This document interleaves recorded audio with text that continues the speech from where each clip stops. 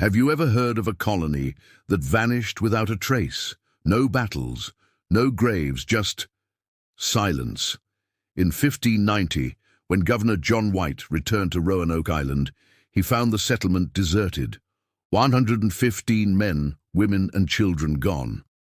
The only clue?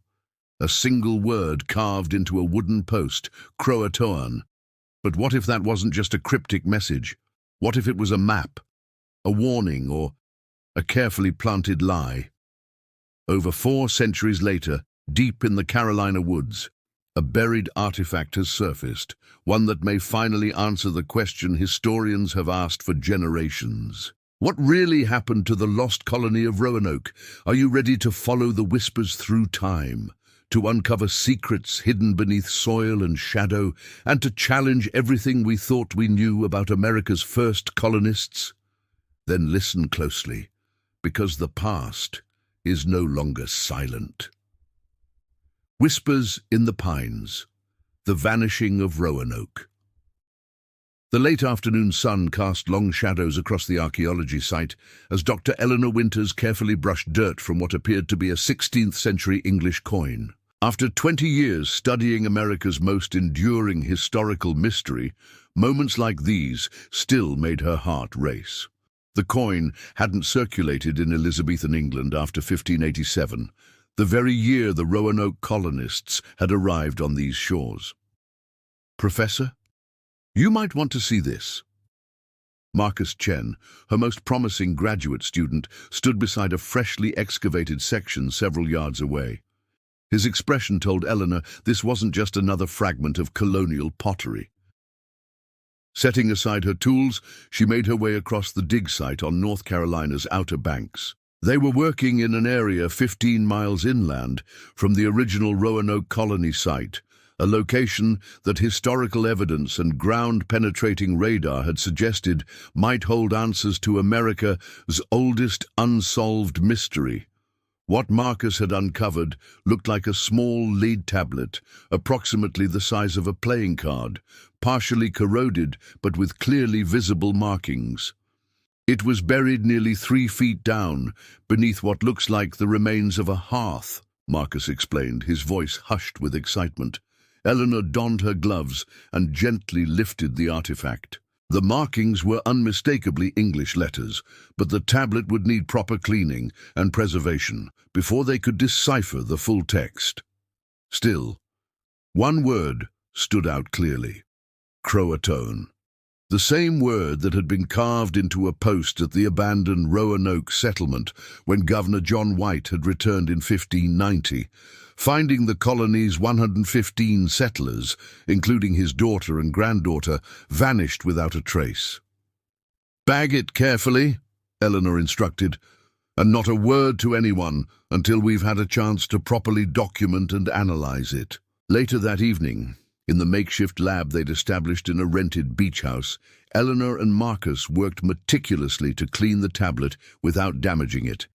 As layers of corrosion were carefully removed, more text emerged. "We leave for CROATOAN. Not by choice. The sickness comes. God forgive what follows." "Is this it?" Marcus whispered. "Are we actually reading the words of the lost colonists?" Eleanor maintained her professional composure, but inside she felt a surge of vindication. For years, her theory that the colonists had integrated with the CROATOAN tribe, now known as the Lumbee, on Hatteras Island, had been contested by colleagues who favored explanations like massacre or starvation. "It's certainly compelling evidence," she allowed, "but we need to authenticate it properly." The next morning, Dr. James Holloway arrived from the university's Materials Science Department. After examining the tablet with portable XRF equipment to determine its composition and age, he confirmed what Eleanor already suspected. The artifact was indeed consistent with 16th century English leadwork. "It's the real thing," he concluded. "And there's more text on the reverse side that your initial cleaning didn't reveal." Carefully turning over the tablet, they discovered additional writing, fainter than the first. "Manteo guides us. Trust him only.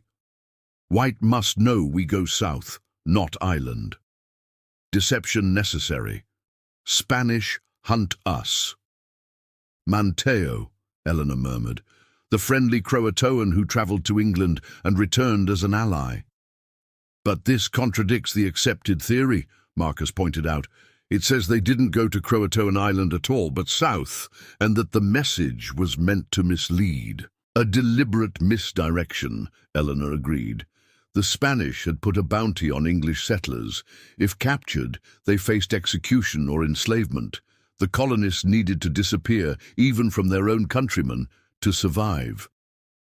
As word of their discovery spread through academic circles, Eleanor's team secured additional funding to expand their search. Using the tablet's clues, they began investigating sites further south, where the Roanoke settlers might have integrated with indigenous communities. 3 months later, at a site near what is now Wilmington, North Carolina, they made another breakthrough, a burial ground containing remains from the late 16th century. DNA analysis of several samples revealed European genetic markers mixed with indigenous ancestry, confirming intermarriage between settlers and natives. But the most compelling evidence came in the form of a small silver pendant recovered from one grave. When cleaned, it revealed an engraving of a lion passant, the same symbol that had been on Eleanor White Dare's family crest. Eleanor White Dare had been John White's daughter and mother to Virginia Dare, the first English child born in the Americas. They survived, Eleanor told reporters at the press conference announcing their findings. The colonists did not just vanish. They made a deliberate choice to abandon their settlement and integrate with indigenous communities.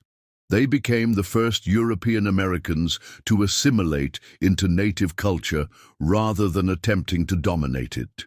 The press coverage brought unexpected attention. A week after the announcement, Eleanor received a call from a representative of the Lumbee tribe. "Dr. Winters, this is Sarah Locklear from the Lumbee Cultural Center. Your discoveries align with our oral histories. We have stories passed down through generations about pale-skinned ancestors who came from across the water and brought new knowledge and tools."